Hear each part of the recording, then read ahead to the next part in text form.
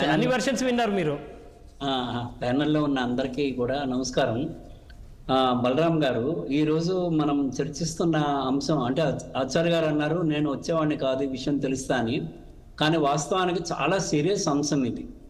దీని మీద చర్చ జరగాల్సిందే. ఇప్పుడు ఇక్కడ ఏంటంటే నేను కొద్దిగా మాట్లాడతాను. ఒకటి ఏంటంటే, ఒకటి న్యాయపరమైన చట్టపరమైనటువంటి ఫ్రేమ్వర్క్ ఒకటి ఉంది. ఎవరు ఎంతవరకు మాట్లాడవచ్చు, ఎంతవరకు మాట్లాడకూడదు, ఈ దూషించవచ్చా దూషించకూడదా, చట్టసభల్లో ఎట్లా ప్రవర్తించాలి, బయట ఎట్లా ప్రవర్తించాలి అనేది ఒక ఫ్రేమ్వర్క్, లీగల్ ఫ్రేమ్వర్క్ ఒకటి ఉంది.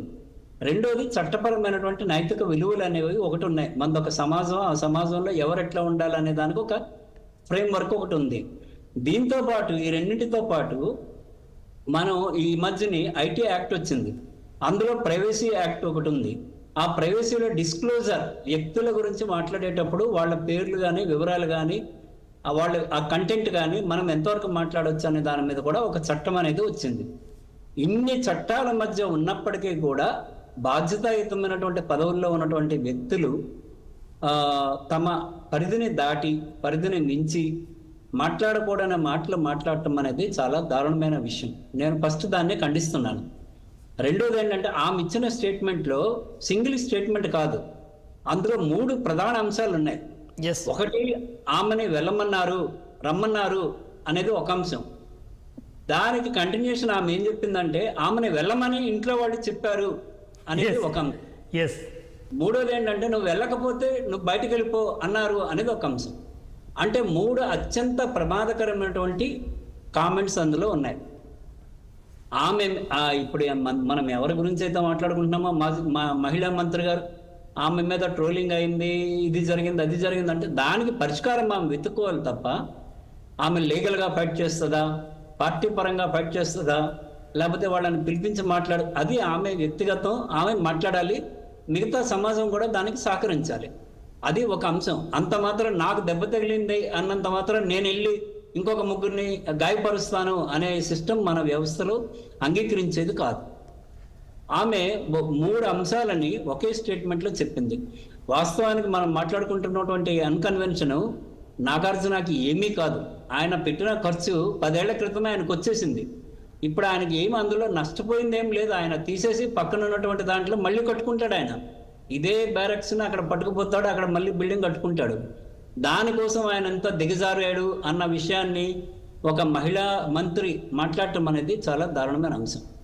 నేనేమంటానంటే, ఇప్పుడు మన ఆర్టికల్ 13 ప్రకారం కూడా చూస్తే ప్రాథమిక హక్కులను ఆమె ఉల్లంఘించారు. ఆమె వేరొక వ్యక్తి గురించి ఎట్లా మాట్లాడతారు? ఆమె దగ్గర ఉన్నటువంటి ఆధారాలు ఏంటి? ఉంటే ఆ ఆధారాలని బయట పెట్టి మాట్లాడుంటే బాగుండేది. ఒకవేళ ఆధారాలు ఉన్నప్పటికీ కూడా మన సుప్రీంకోర్టు తీర్పుల ప్రకారం మన వ్యక్తుల పేర్లు కానీ ఆ కంటెంట్ను కానీ బయట పెట్టడానికి వీల్లేదు. మనం ఛానళ్లలోనే ఏదైనా ప్రమాదమో మరొకటో జరిగితే ఆ మహిళని మనం బ్లర్ చేసి చూపిస్తున్నాం. ఎందుకు చూపిస్తున్నాం?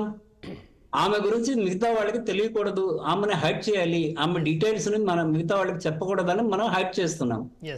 ఆమె ఎటువంటి హైడ్ లేకుండా ఒక పబ్లిక్ ప్రెస్ మీట్ లో అట్లా చెప్పడం అనేది చాలా దారుణమైన విషయం, ఖండించాల్సిన విషయం. ఆచార్య గారు చెప్పినట్టుగా ఇప్పటికీ కొంప మునిగిపోయింది ఏం లేదు. ఆమె ముందుకొచ్చి నేను పొరపాటున ఏదో ఆవేశంలోనో కోపంలోనో మరొక రకంగానో మాట్లాడినా నా మాటల్ని నేను వెనక తీసుకుంటున్నా అని చెప్పడం వల్ల ఆమె తాలూకా గౌరవం పెరుగుతుంది తప్ప తగ్గదు. ఒకటి. రెండోది ఏంటంటే, ఇటువంటి చర్చలు జరిగేటప్పుడు ఎవరైనా కూడా తమ పరిధిని దాటి మాట్లాడటం అనేది ఎట్టి పరిస్థితుల్లో కూడా సహించకూడదు. దీనికి ఒక ప్రభుత్వ పరంగానో లేకపోతే మరో రూపంలోనో ఒక ఖచ్చితమైనటువంటి ఒక ఫ్రేమ్వర్క్ అనేది మనకు అవసరం.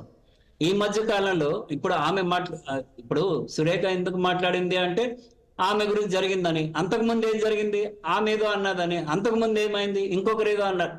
ఇదొక సీరియల్ లాగా నడుస్తుంది. ఈమె అన్నది కాబట్టి ఇప్పుడు ఇది వచ్చింది. దీని మీద ఆధారపడి ఇంకొన్ని కొట్లాట్లు, వాటి మీద పడి ఇంకొక రకమైనటువంటి ఘర్షణలు. నిన్న కాంగ్రెస్ కార్యకర్తలంతా కూడా కేటీఆర్ని అడ్డుకున్నారు అక్కడ కారులో, అక్కడ గొడవైంది.